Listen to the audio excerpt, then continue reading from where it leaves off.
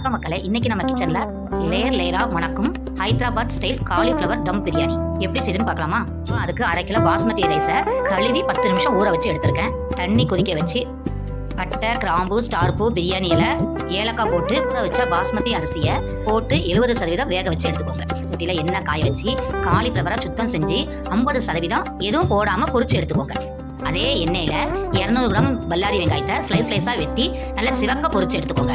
Biryani masala ready பண்ணிடுவோம். ஒரு கனமான பாத்திரம் எடுத்துக்கோங்க. நான் இப்போ குக்கர் எடுத்திருக்கேன். ஒரு ஸ்பூன் நெய் விட்டு 150 கிராம் பல்லாரியை நல்லா வெட்டி 3 பச்சை மிளகாய் கூட வெட்டி நல்லா வதக்கி எடுத்துக்கோங்க. ஸ்பூன் இஞ்சி பூண்டு பேஸ்ட்டு, ஒரு தக்காளி வெட்டி அதோட சேர்த்து நல்லா வதக்கிக்கோங்க. இப்போ மசாலா சேர்க்கலாமா? 1/2 டீஸ்பூன் மஞ்சள் பொடி, 1 டீஸ்பூன் வத்தப்பொடி, 1 டீஸ்பூன் மல்லிப்பொடி, 1 டீஸ்பூன் பிரியாணி மசாலா, 1/2 டீஸ்பூன் கறி மசாலா, தேவைக்கேற்ப உப்பு. அந்த வெங்காயத்தோட இதெல்லாம் போட்டு நல்லா வதக்கிக்கோங்க. சாதம் வேக வைக்கிறப்பமே 1/2 உப்பு போட்டுக்கோங்க. அதை நான் சொல்ல மறந்துட்டேன். மசாலாவுக்கு 1/2 உப்பு போட்டுக்கோங்க. அப்ப 2 சேர்த்து கரெக்டா வந்துடும். பொரிச்சு வச்ச காலிஃபிளவரை அந்த வெங்காயத்தோட சேர்த்து நல்லா கிளறிக்கோங்க. இலை புதினா சேர்த்து நல்லா வதக்கிக்கோங்க. மசாலா வாடை போனதும் இந்த மசாலா கூட 3 ஸ்பூன் தயிர் சேர்த்து நல்லா கிளறி எடுத்துக்கோங்க. கொஞ்சம் மசாலாவா அதுல இருந்து தனியா எடுத்து வச்சுக்கோங்க. வச்ச பாஸ்மதி ரைஸை 2 பாகமா பிரிச்சு எடுத்து ஒரு பாகத்தை அது மேல தட்டிடுங்க.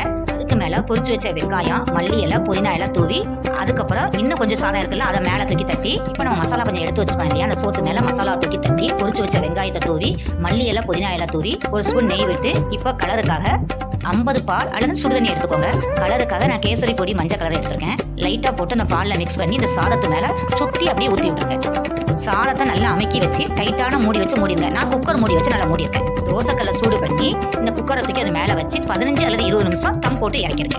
மூடியை ஓபன் பண்ணி சுத்தி லைட்டா அப்படியே கிளறி விட்டு உடஞ்சிராத அளவுக்கு கிளறி விட்டு பருமாறுங்க. சுவையான ஹைதராபாத் தம் பிரியாணி ரெடி. சவுத் சைட்ல மோஸ்ட்லி இந்த மாதிரி பண்ண மாட்டாங்க. ஆனா ஒரு தடவை இந்த மாதிரி செஞ்சு பாருங்க, கண்டிப்பா டேஸ்ட் நம்ம எல்லாத்துக்கும் பிடிக்கும். வீடியோவை சேவ் பண்ணிட்டு உங்க ஃப்ரெண்ட்ஸுக்கும் ஷேர் பண்ணுங்க, லைக் பண்ணுங்க, கமெண்ட் பண்ணுங்க. பாய்.